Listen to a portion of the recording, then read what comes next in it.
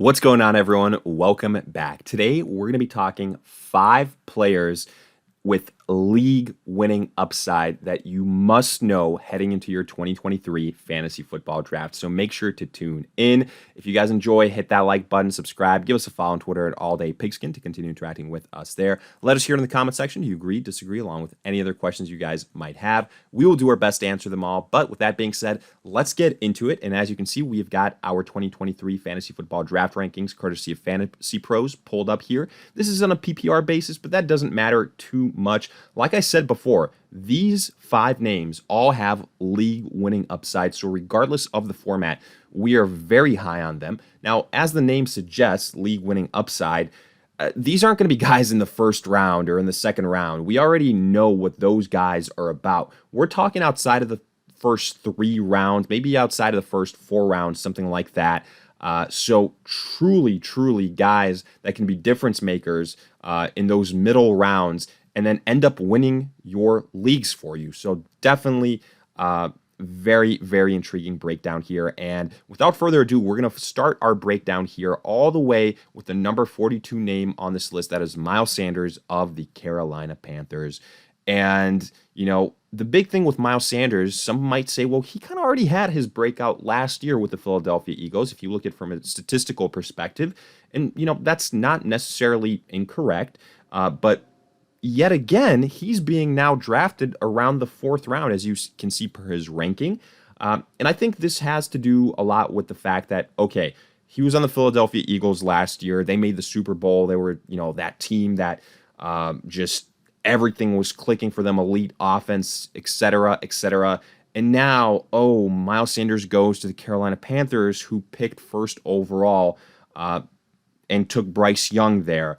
So not quite the same situation. Maybe don't trust the offense, don't trust the situation. But I'm here to tell you, you should be all in on Miles Sanders. And here's why. First and foremost, obviously no more Christian McCaffrey for Carolina.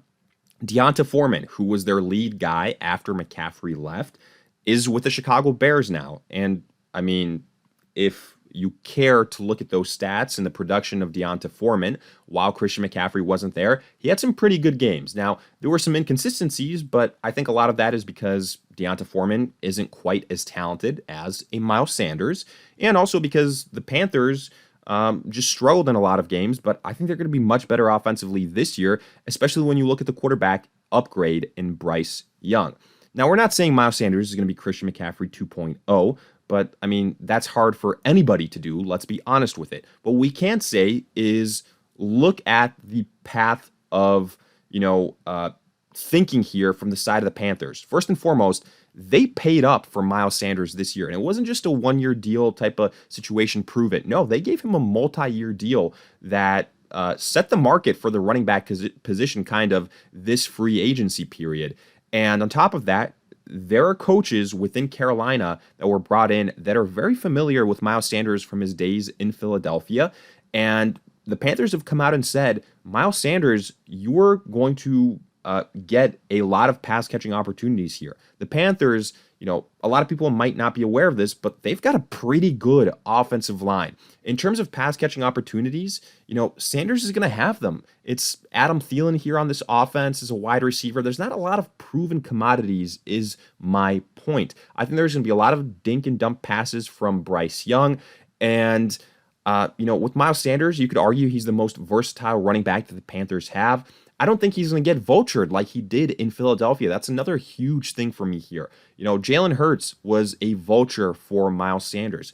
Guys like Kenneth Gainwell, guys like Boston Scott. The Eagles like to use a slew of running backs. The Panthers, you know, they go with one guy when he shows them that he has it. They give him the rock. It happened with D'Onta Foreman. It's happened with guys like Christian McCaffrey. So I'm very excited about Miles Sanders. He's going like in the 4th round. Honestly, the way I think about this is if there's somebody that can be, let's say, the Josh Jacobs of 2023, I think Miles Sanders has to be at the top of that list. I think that he can set career highs pretty much across the board. Somebody that, you know, Josh Jacobs, if we continue with that comparison, wasn't being drafted until after the first 3-4 rounds last year. And then the stars aligned and he was a top 5 running back. I think that's what we could potentially see here with Miles Sanders. But let's move on here to another name, and a familiar name at that. That is Calvin Ridley of the Jacksonville Jaguars, ranked 55th overall. Now, with Calvin Ridley, he's a bit interesting because there's been some extremes where he goes like in the 4th round, but obviously he can go lower as well. The biggest thing with Calvin Ridley is that he's coming off an absence here, basically of a year and a half. Last year didn't play because of the year-long gambling suspension, but gets traded to Jacksonville, and I absolutely love that landing spot. Trevor Lawrence, one of the up-and-coming quarterbacks in the NFL, he kind of took that big step forward last year, showed us why people were calling him that next can't-miss quarterback prospect, and he made Christian Kirk look really good, but I think Calvin Ridley is a lot more talented, really, than Kirk or any of the other pass catchers they have on that team. I think they're going to throw the ball a bunch. And the great thing with Calvin Ridley is we've seen him do it before, plain and simple. So I think from a talent perspective, we know that Calvin Ridley has it. I think just the biggest thing here is people are worried about the suspension, about the layoff. But I'd say, look, the good thing is it's not a situation where he's coming off an injury or something like that. So we know that he's healthy. He's joining a very good offense. And he's had time to get accustomed with the Jacksonville Jaguars. The Falcons traded him to Jacksonville a while ago now. He's going to have a full preseason to kind of gel with them. And I'm really excited about Calvin Ridley. I think that we can see a Calvin Ridley similar to what we saw when he broke out for the first time with the Atlanta Falcons on an offense with a legitimate quarterback in Trevor Lawrence, an offense that isn't afraid to air it out like we saw last season, and on an offense where he can be the number 1 guy. I think that's the case here. I think there's going to be, other weapons that can take away potential heavy coverage from him, whether that's Evan Ingram, whether that's Christian Kirk. They've also got a running game that people have to respect. So I'm really excited about Calvin Ridley. I think he's a guy, again, listed outside the top 20 wide receivers that can absolutely end up being a top 12 wide receiver when it's all said and done. Next, let's move on to one Alexander Mattison here of the Minnesota Vikings. Probably maybe a controversial inclusion here. And the main reason is Alexander Mattison really going to be the guy after Dalvin Cook left? Well, as of right now, the Minnesota Vikings haven't added a veteran running back, a guy like Ezekiel Elliott or Leonard Fournette or Kareem Hunt. Now, sure, if that happens, which it hasn't yet, we're going to adjust our take on this. But as of right now, Mattison is the next guy up for the Minnesota Vikings. And a lot of people are going to say, well, if you look at the stats, his yards per carry, things like that, it was never anything to get excited about. Potentially the rookie running back additions they had are going to overtake Alexander Mattison. And my counterpoint to that would be, okay, well, if that's the case, then A, why was Alexander Mattison the last couple of years always at the top of lists in terms of running back handcuffs that you must own? Second point, why was it every single time Dalvin Cook got hurt, if Alexander Mattison wasn't rostered, people would lose their minds off of waiver wires and prioritize Alexander Mattison? It's because in the limited opportunities that he's had, he's shown that he can do it for the Minnesota Vikings. Now, sure, there's been a couple games where he struggles, but Mattison, when he's been the guy and Dalvin Cook has been absent for one reason or another, he more often than not has delivered for Minnesota. And I think that, there's a portion of the fantasy community that realizes that because it's been transparent with what we've seen in waiver wire transactions, waiver wire addition breakdowns, things like that.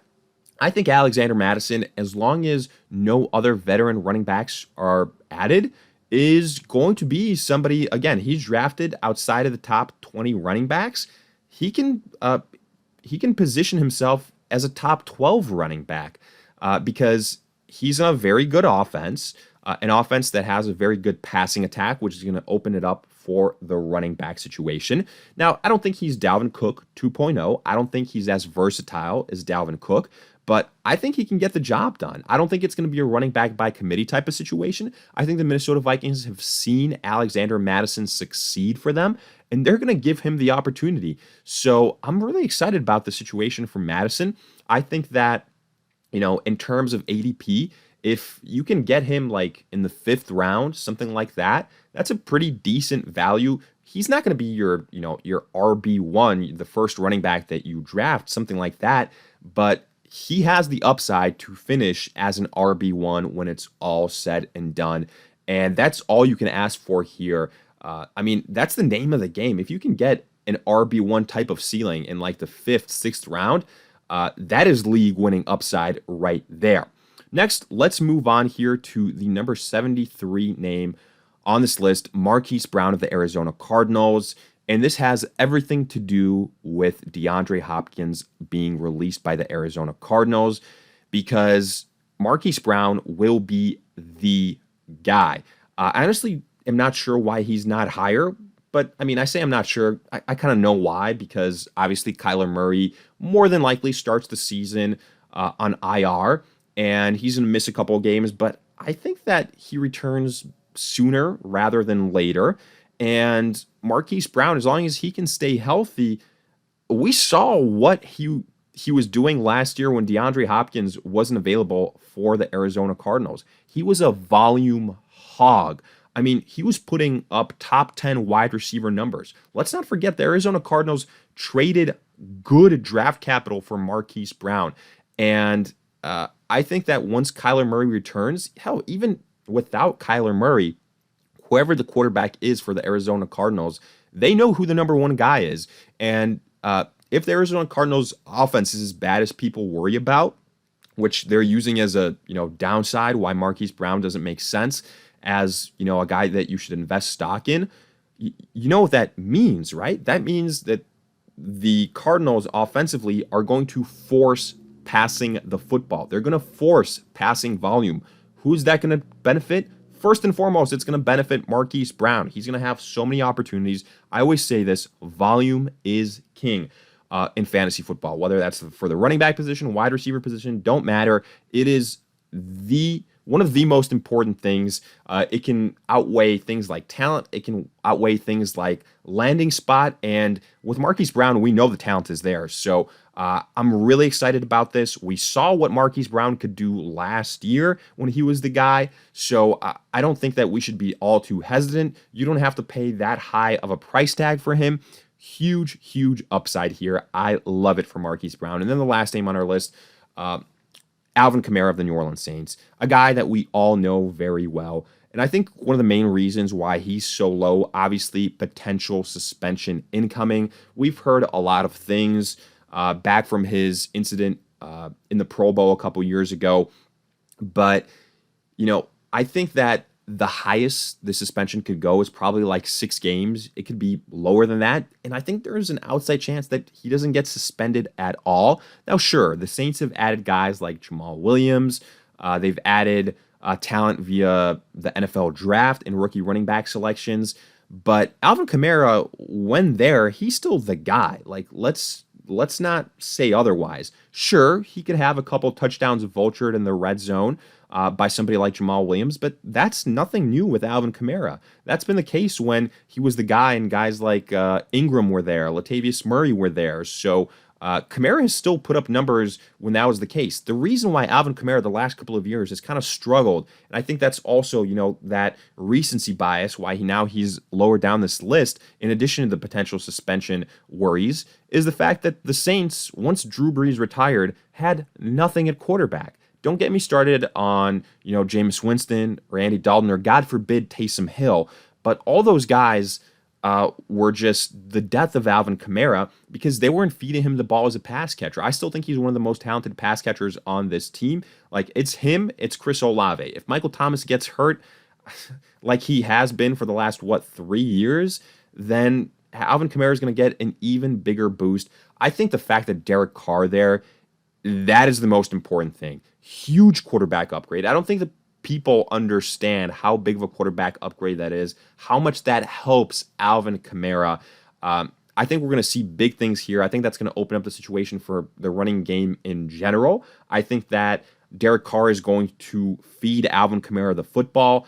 And I'm not saying we're going to see peak Alvin Kamara like when Drew Brees was there, but it's sure as hell going to be better than what we had with Jameis Winston, with Taysom Hill, and with Andy Dalton.